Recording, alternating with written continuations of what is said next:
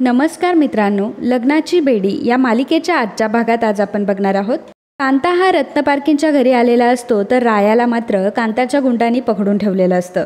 कांता म्हणत असतो की मी तुमच्याच घरी येऊन तुमच्या सुनेला घेऊन जायला आलोय आणि जर आमच्यामध्ये कोणी आलं तर एकेकाचे तुकडे करून टाकेल. राया म्हणत असतो की ए कांता, तू घेऊन जाणार सिंधूला? अरे तिला हात तर लावून दाखव. सिंधू, तू पहिल्यांदा आतमध्ये जा. सिंधू म्हणते की नाही राया भाऊजी, मी कुठेही जाणार नाही. आणि कांता, तू हे रत्नपारखींचं घर आहे आणि तू जबरदस्तीने या घरात घुसलाय. तू आत्ताच्या आत्ता इथून निघून जा, नाहीतर मी पोलिसांना बोलवेल. तेवढ्यातच सूर्यकांत तिथे येतो आणि म्हणतो की बोलवा. मोठ्या मिजासाने तो सर्वांसमोर बसतो. कांता त्याच्या पाया पडतो. सूर्यकांत म्हणतो की बोलवा, कोणाला बोलवायचंय, पण माझ्या मुलाचं कोणीच वाकडं करू शकणार नाही आणि माझ्या मुलाला जे काही पाहिजे ते मिळणारच. सिंधू म्हणते की हे सगळं तुम्ही आत्ता बोलताय, माझ्या नवऱ्यासमोर बोलून दाखवा ना. हे सर्व आहे का तुमची एवढी हिंमत?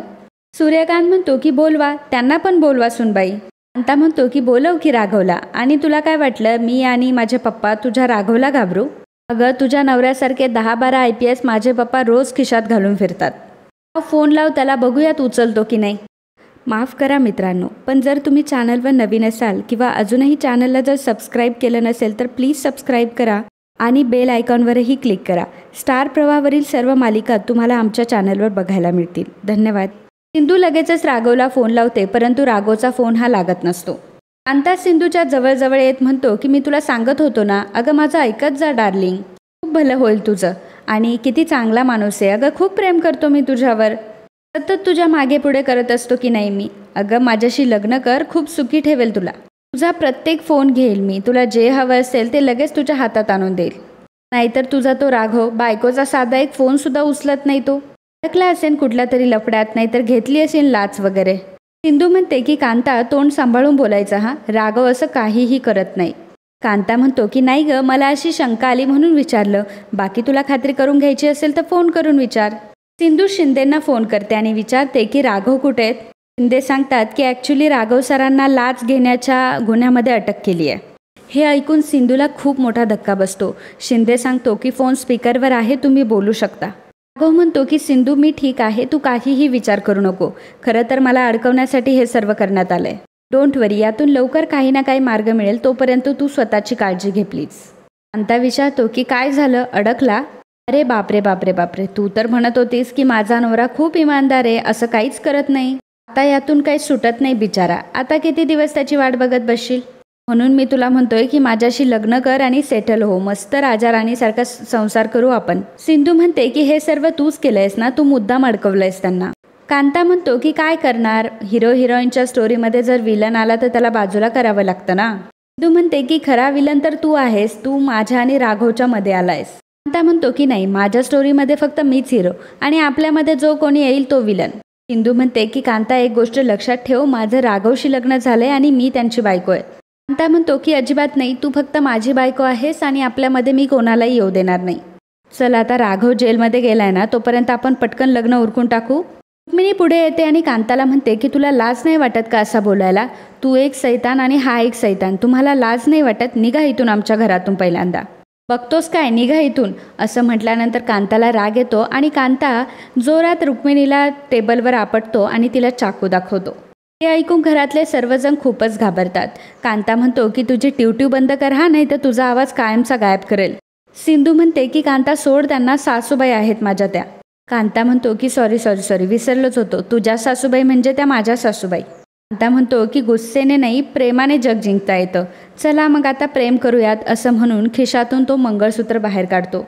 मंगळसूत्र बघितल्यावर सिंधूला मात्र मोठा धक्का बसतो. तेव्हा कांता म्हणतो की आधी तुझ्या गळ्यातल्या त्या राघवला बाहेर काढूयात आपण.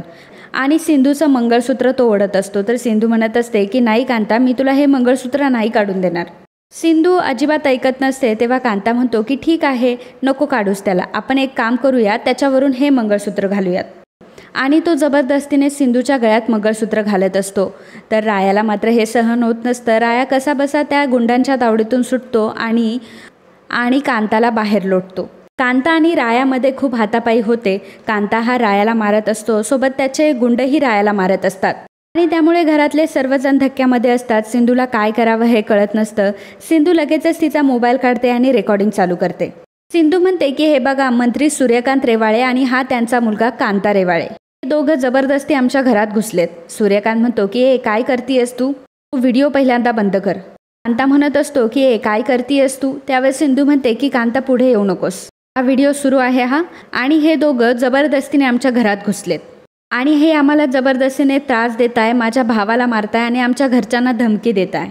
माझं लग्न झालेलं असताना या कांताला माझ्याशी जबरदस्तीने लग्न करायचं आहे. सूर्यकांत म्हणत असतो की काय करतेस तू? व्हिडिओ बंद कर पहिल्यांदा. तू म्हणते की मी अजिबात बंद करणार नाही आणि 1 मिनिटात हा व्हिडिओ मी सोशल मीडियाला अपलोड करेल. असं जर व्हायचं नसेल तर तुम्ही आत्ताच्या आत्ता इथून निघून जायचं. कांता जर तू पुढे आलास तर हा व्हिडिओ लगेच अपलोड होईल हा. आणि मग तू आणि तुझ्या बाबांचं मंत्रिपद याचा काय होईल याचा एकदा विचार कर फक्त. सूर्यकांत म्हणतो की हे असं काही करायची हिंमत करू नको, नाही तर तुझ्यासोबत सगळं घरदार जाळून टाकेल. बंद करतो व्हिडिओ. तेव्हा सिंधू म्हणते की आत्ताच्या आत्ता तुमच्या घाणेरड्या मुलाला घेऊन इथून निघून जा. त्यामुळे सूर्यकांत कांताला म्हणतो की कांता चल, माझ्या इमेजचा प्रश्न आहे, यांच्याकडे आपण नंतर बघूयात. आणि मग सूर्यकांत कांताला तिथून घेऊन निघून जातो. तर राणी आणि सिंधू दोघीही रायाकडे येतात. राणी म्हणत असते की राया तुम्ही ठीक तर आहात ना? राजश्री म्हणत असते की राया तुला जास्त लागलं तर नाही ना? राया म्हणतो की नाही मी ठीक आहे. राया सिंधूला म्हणतो की सिंधू आपण लवकरात लवकर पोलीस स्टेशनला जाऊयात, कारण आता राघवला सोडवणं जास्त महत्त्वाचं आहे. मी ठीक आहे, माझी काळजी करू नका. आणि मामी तुम्ही सगळ्यांनी घरातच राहा आणि आतून कडी लावून घ्या आणि जोपर्यंत आमच्यापैकी कोणी येत नाही तोपर्यंत दरवाजा उघडू नका. तर इकडे सिंधू पोलीस स्टेशनमध्ये आलेली असते आणि आल्या आल्या ती राघवला कडकडीची मिठी मारते. ती राघवला म्हणते की राघव तुम्ही ठीक तर आहात ना? राघव म्हणतो की हो मी ठीक आहे. सिंधू म्हणते की हे सर्व काय होऊन बसलंय? आत्ता सगळं चांगलं चालू होतं आणि कांता आपल्या दोघांचं आयुष्य उद्ध्वस्त करतोय आणि या सगळ्याला मी जबाबदार आहे. कदाचित मी तुमच्या आयुष्यात आले नसते तर तुम्हाला हा दिवस बघायला सुद्धा लागला नसता. राघव म्हणतो की सिंधू हे बघ शांत हो, उगाच दुसऱ्याच्या चुकीमुळे तू नर्वस होऊ नकोस. थोड्यातच राया तिथे येतो. तेव्हा सिंधू रायाला विचारते की बेल मिळाली? त्यावर राया म्हणतो की नाही. राघवला बेल मिळणं जरा कठीण वाटतंय. राघववर करप्शनचे चार्जेस लागले, त्यामुळे पोलिसांनी त्याला रेड हँड पकडलंय आणि अशा केसमध्ये बेल मिळणं खूप कठीण होऊन जातं. राघव म्हणतो की हे माहिती आहे मला, म्हणून मी तुम्हाला सांगतोय की बेलच्या पाठीमागे पळू नका. तो कामत एकदा माझ्या समोर आला ना तर त्याला बरोबर दाखवतो की पोलिसांची 3rd डिग्री काय असते ते. तो कांताचा माणूस आहे आणि त्याने हे सर्व मुद्दाम केलं आहे. सिंधू म्हणते की पण आता काय करायचं, कसं सोडवायचं यांना? राघव म्हणतो की सिंधू तू अजिबात काही काळजी करू नको, खरं तर हे सर्व फक्त मला अडकवण्यासाठी केलं गेलं आहे. राया म्हणतो की आपल्याकडे एक आयडिया आहे. आपल्याला जरी कामतच्या विरोधात एक पुरावा जरी भेटला तरी आपण राघवची केस मागे घेऊ शकतो. सिंधू राघवला म्हणते की राघव तुम्ही असं कधीही काही करणार नाही याची खात्री आहे मला आणि तुम्ही काळजी करू नका, मी सर्व पुरावे शोधून आणेल. राघव म्हणतो की हो मला माहिती आहे सिंधू, तू असताना मला कसलीही काळजी करायची गरज नाही. पण मला टेन्शन ह्या गोष्टीचं आलं आहे की कांता पुन्हा तुला त्रास द्यायचा प्रयत्न करेल आणि तू एकटी असताना हे सर्व कसं? राया म्हणतो की राघव अरे असं कसं बोलतोस तू? सिंधू एकटी नाही आहे, तिचा भाऊ तिच्यासोबत आहे. राघव म्हणतो की हो भावा, मला तुझ्यावर पूर्णपणे विश्वास आहे आणि मला माहिती आहे की तू सिंधूची अगदी व्यवस्थित काळजी घेशील. कांता म्हणतो की सिंधू बहीण आहे माझी आणि तिचा एक भाऊ म्हणून तिचं रक्षण करणं ही माझी जबाबदारी आहे. तिच्यासमोर कुठलंही संकट आलं तर आधी त्या संकटाला माझ्यासमोर लढावं लागेल. तर इकडे सिंधू विचार करत असते की बिचारे राघव, आज फक्त माझ्यामुळे ते अडकलेत. मला त्यांना आता यातून सोडवावंच लागेल, पण काय करू आणि कुठून सुरुवात करू हेच कळत नाही आहे. सिंधू विचारच करत असते. तेवढ्यात तर तिथे कांता हा बेडवर पडलेला असतो आणि हम तुम एक कमरे में बंद हो असं गाणं तो म्हणत असतो. त्याला बघून सिंधू खूपच घाबरते आणि म्हणते की कांता तू इथे काय करतोयस, आधी इथून बाहेर निघ. कांता म्हणतो की एवढ्या लांबून बोलणार आहेस, अगं जरा जवळ ये. सिंधू म्हणते की कांता आत्ताच्या आत्ता इथून निघायचं आणि चालतं व्हायचं. सिंधू दरवाजा उघडायला जाते तर कांता तिच्या मागे जातो आणि तिचा हात पकडतो. तो तिच्यावर जबरदस्ती करत असतो. तो म्हणत असतो की अगं सिंधू तुझा नवरा नाही आहे ना इथं, म्हणून मी आलोय. राघवने सिंधूला बेडवर ढकललेलं असतं आणि तो सिंधूच्या जवळ येत असतो. सिंधू खूप घाबरलेली असते. जसा कांता तिच्या जवळ येतो तेव्हा सिंधू त्याच्या जोरात लाट ठेवून देते. त्यामुळे कांता हा मागे पडतो. सिंधू पटकन उठते आणि दरवाजाकडे पळायला लागते. कांता पुन्हा एकदा तिला ओढतो आणि पुन्हा तिच्यावर जबरदस्ती करायला लागतं आणि तिला बेडवर ढकलून देतो. राया हा खाली आलेला असतो. त्याला सिंधूचा आवाज ऐकायला येतो. राया सिंधूच्या रूमच्या दिशेने येत असतो. तोपर्यंत कांता हा शर्ट काढत असतो. सिंधू ही खूपच घाबरलेली असते आणि अचानक तिचं लक्ष टेबलवर ठेवलेल्या फुलदाणीकडे जातं.